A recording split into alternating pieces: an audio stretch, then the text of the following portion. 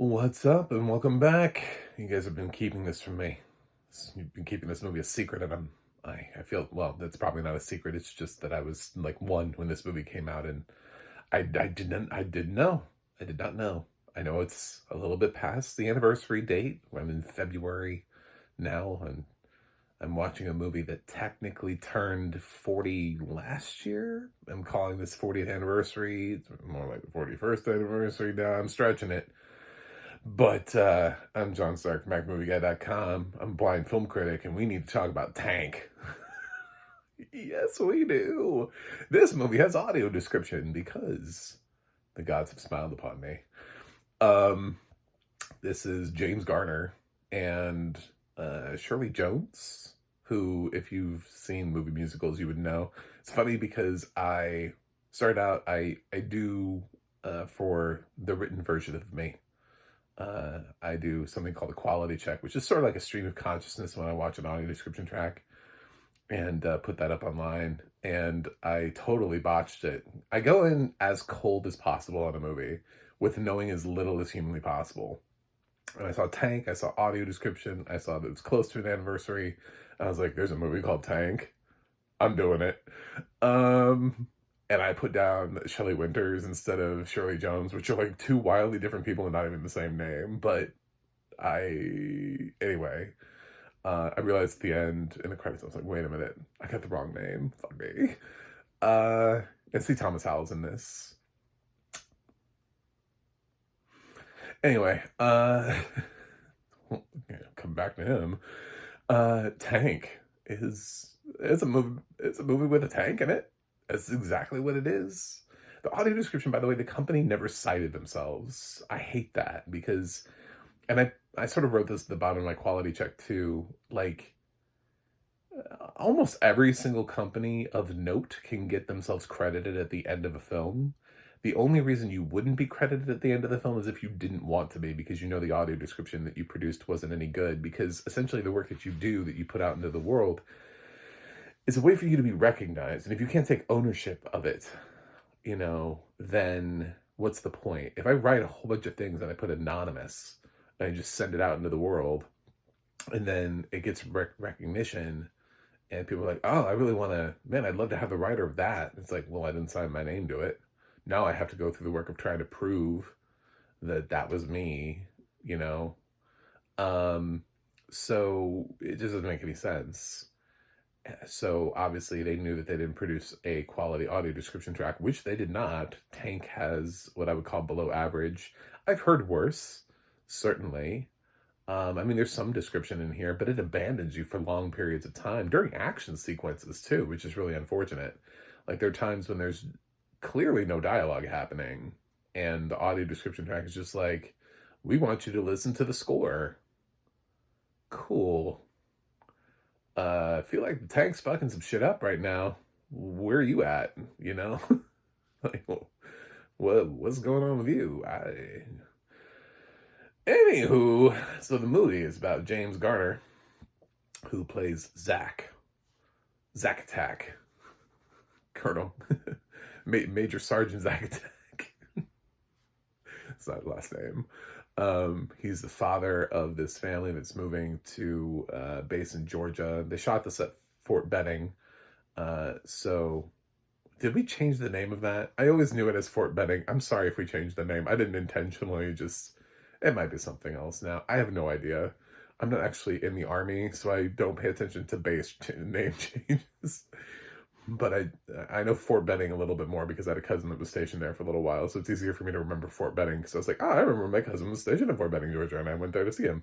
Anyway, and it does credit it at the end as being shot in Fort Benning, so it's like, oh yeah, I've been there. And he's a guy that owns his own tank. He's a civilian that owns his own tank. And he's moving to this base with his family, wife, who I kept calling Madonna. Her name's LaDonna, but you really wouldn't be able to tell the difference. And in in the son Billy is C. Thomas Howell, who, again, I'm not there yet. I'm not ready to talk about C. Thomas Howell. We're getting there.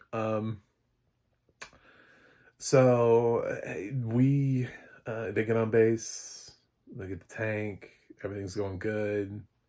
We, some audio description about like this, a couple things on the base. Nothing's really in depth.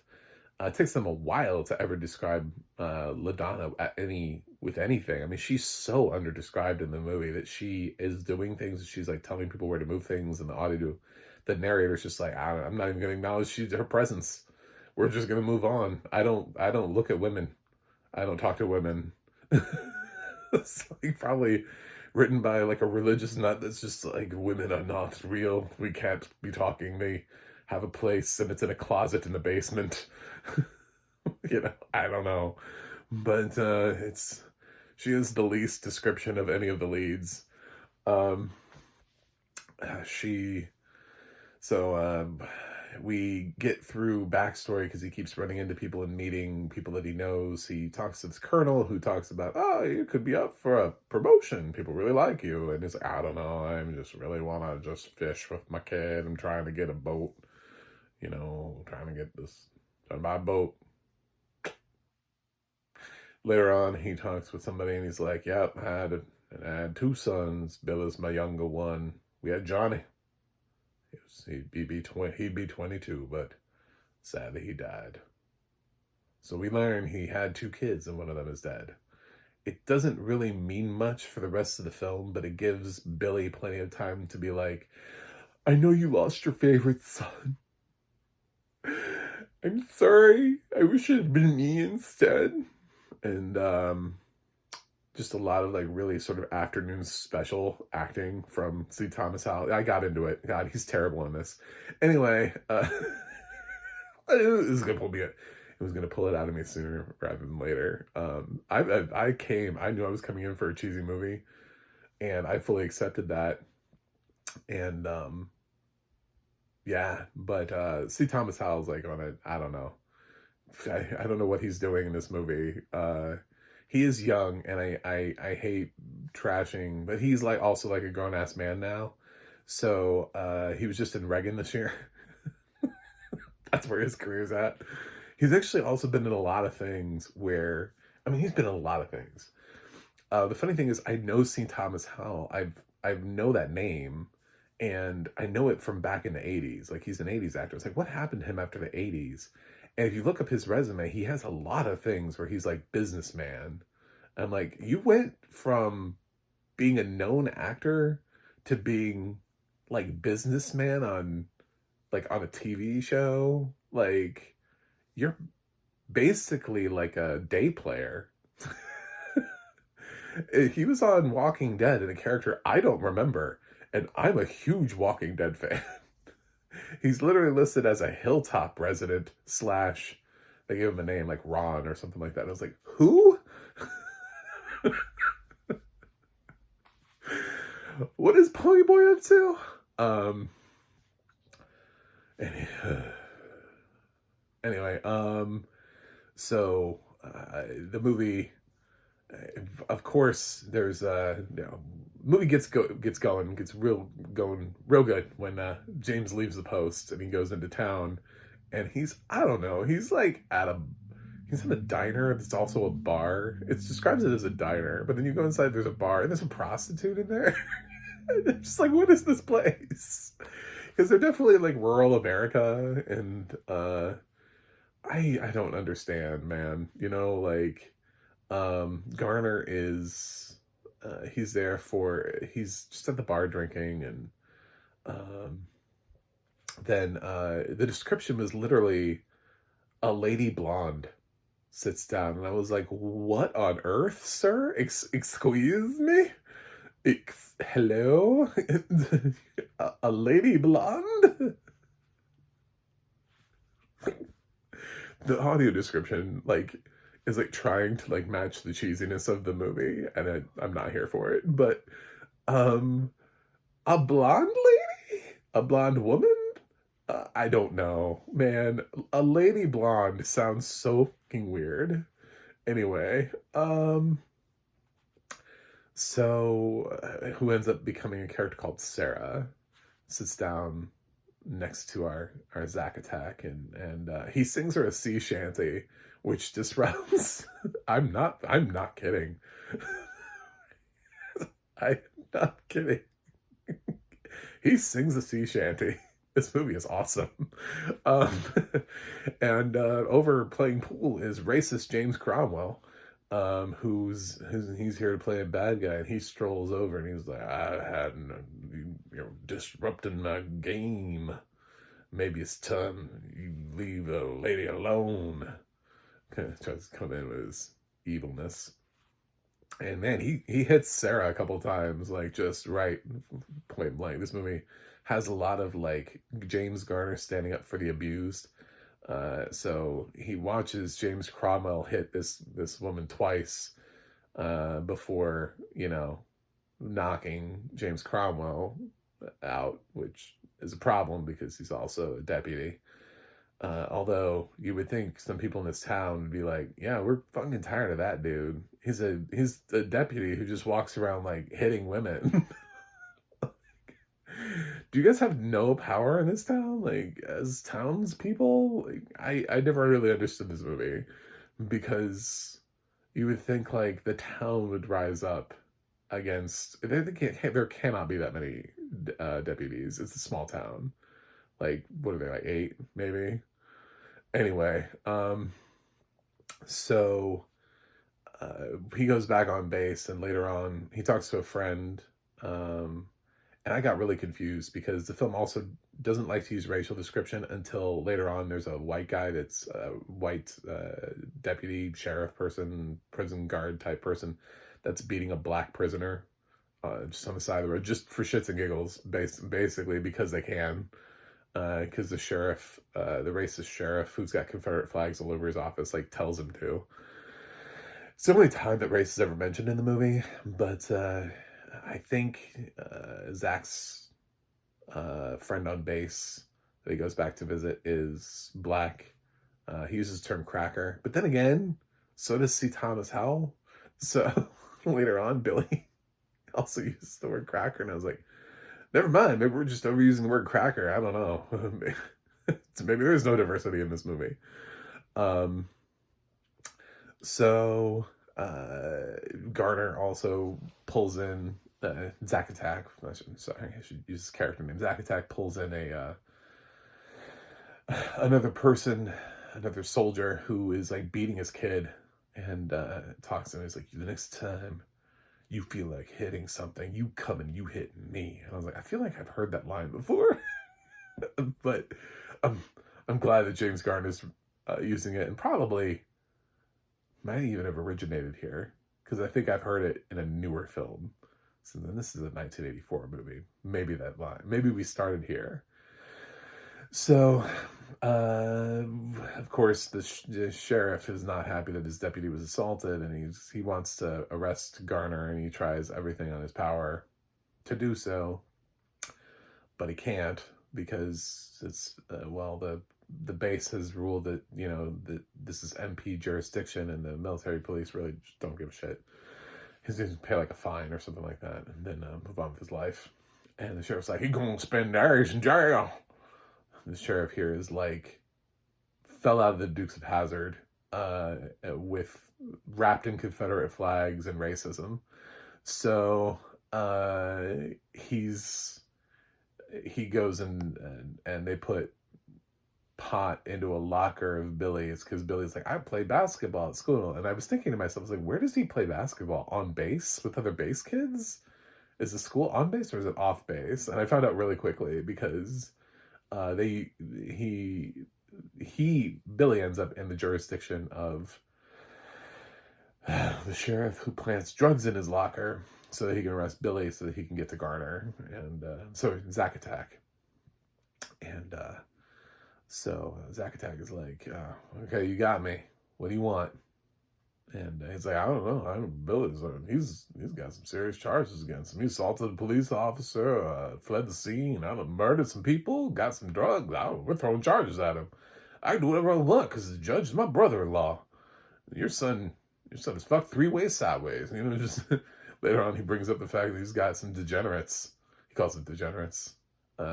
looking to prison rape Billy. That movie curses a lot, by the way. This is back in the day when we weren't really sure where to apply a PG-13 rating, or we were like, we need a PG-13 rating because movies. So this movie's rated PG. It's not. I mean, it is, but it's not. You know what I'm saying? Like, if we went back through time, like there are some PG movies that would definitely be bumped up to a PG. Like, I find it hard to believe that Jaws would still maintain a PG rating. You know, based on everything. And this film would be PG-13. There's too many curse words in here. There's sex. They strip. Sarah gets stripped down and like her to her bare ass so she could be spanked. I don't know. There's a lot here, man. There's the suggestion of prison rape. I don't know. It feels like it's just not going to happen. I also think Billy's about to hook up at the end of the movie with a prostitute. So I think that's what's going to happen. Hard to tell. Um, and this movie kicks ass because eventually it just pisses off Zach enough that he's like, you know what? I own a fucking tank. And that's when the movie becomes Tank, is that he just rolls that tank out of there and he just starts blowing shit up. And the movie's great. This movie's exactly what you thought it was going to be. I was so happy. I was like, thank God. Because, I mean, you root for Garner because he seems like a good guy, and you've seen it reinforced through his supporting of don't hit women, don't hit kids. Um, I don't want to be promoted because I love my family. I want to spend more time. Life is precious, and since I lost a kid, I want to spend as much time with my son as possible. All those kind of things. He's just all over the place. He's a stand-up guy. Uh, and so when he rolls a tank into town and just starts blowing shit up, you're like, yeah, this guy's got this is justice right here. Because his opponent has been given, I don't know, everything asinine he could possibly say. He goes into talking to military police, and they're explaining to him. He's like, well, the Supreme Court ruled that actually, and he's like, I don't care about no Supreme Court. Communists. And don't you bring no Jew lawyer down here either. I was like, that's unnecessary.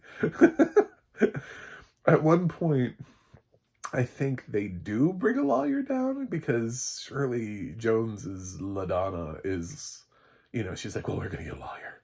And he's like, I don't know, man. She said explicitly not to. Don't do that. And she's like, well, we're going to. And I swear later on when they're trying to break people out of jail, Sarah mentions the fact that Billy and the lawyer were sent to like this other prison. Like the sheriff arrested the lawyer and sent him to the jail or whatever. And but we never were like recovered the lawyer. I don't know what happened to the lawyer.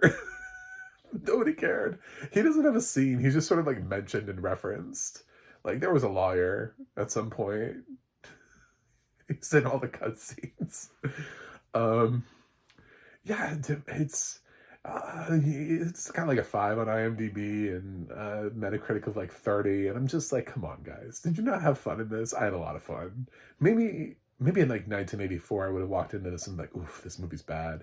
But like 40 years later, I can sit here and go, yeah, this is a great bad movie. I mean, this is like one of the most entertaining bad movies I've sat through in a long time.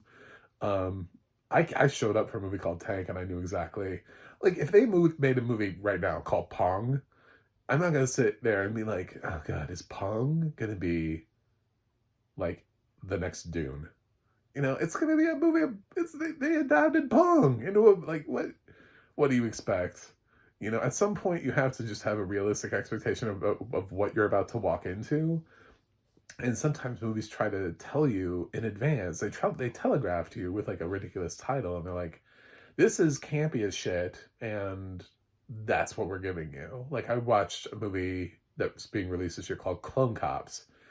Man, I felt like I knew exactly what I was walking into. Same thing with Invisible Raptor last year. I was like, these movies are telling me what they are on their surface, and I'm choosing to watch them.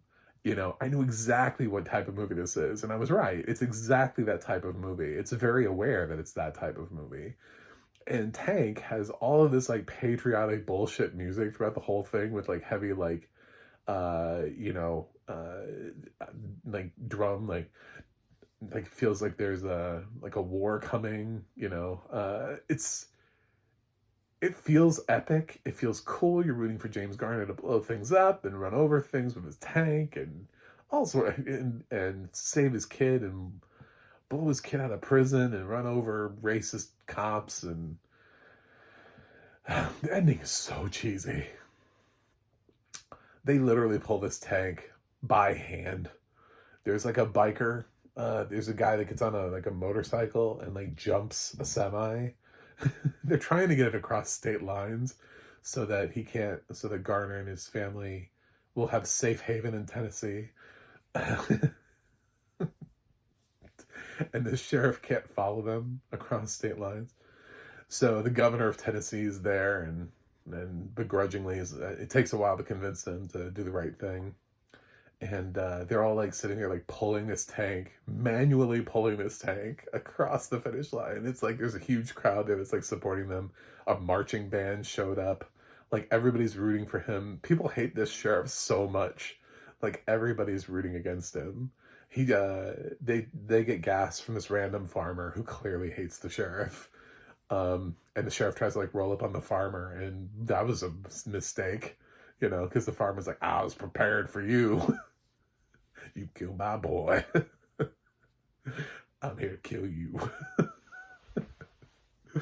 um, this movie's excellent. It's awesome. It's fun. The only problem that I have is the thing about when you get a movie that's tonally like this is you can't have somebody like C. Thomas Howell in it, and you can't write moments for him like they've written for him, where like it slows the movie down, and we just have to watch him like, oh God, he's like, and he's already acted at this point, so there's no excuse. Like he's read a script before at this point. He already had his breakout role as Pony Boy in The Outsiders, and he's now in this. So this is not his first gig. He's not a debut actor. He's not that young. He would be like 17 or something like that in this, I guess. So he's still technically like a minor actor, but not nearly to the point where I don't like making fun of little kids. Like he's not like 7 or 8. But it's just everything they give him to say is just so bad, and it's just so he can't emote to save him. Like to everything is just like I can't even, you know, like when you see people and they're like doing this certain like overdone style of acting in those afternoon special type of like fake, like let's make fun of the afternoon specials from back in the day. It feels like that. It feels almost like it's so much like it's a parody, but it's not, because he's from the time period of that type of acting. He's worse than everyone in the cast. Everyone who's playing like some sort of like racist stereotype or I don't know, like some poorly written character. He gets all of this dialogue, and it's just he drags the movie down. He takes the fun out of it. I needed somebody who like really understood how to make this movie fun, and he just doesn't do it. So maybe there's a reason why C. Thomas Howell is just like randomly showing up in things, in roles where it's like, I've seen that, but I don't remember that role. I've seen that, but I don't remember who that was. Like, I went through his resume. I was like, dude, I feel like I've seen so many things with C. Thomas Howell in it over the years, and I don't remember any of these roles. Like, he's like, who are you in these movies? So, people just don't want him to read dialogue. They saw this movie and they're like, I don't know, man. Can you just stand there? Anyway, so Tank. The audio description is below average. I gave it a C minus on my quality check grade. But I like this movie, man. I would watch Tank again. It was fun. I had to sit through see Thomas Howell trying to read, but I trying to emote, trying to find what an emotion is. But I don't know. I thought it was fine. And that's 40 years of reflection. That's the difference between watching a movie in 1984 and being like, ugh, this is not going to win an Oscar this year, and watching it 40 years later and being like, man, the 80s were a great time.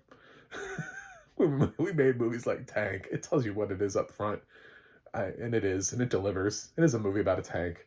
So it is exactly what it says it is, advertised. So I'm giving Tank a B plus. I know that seems high. I don't really care. Thanks for watching. Thanks for subscribing. I'll see you guys on the other side.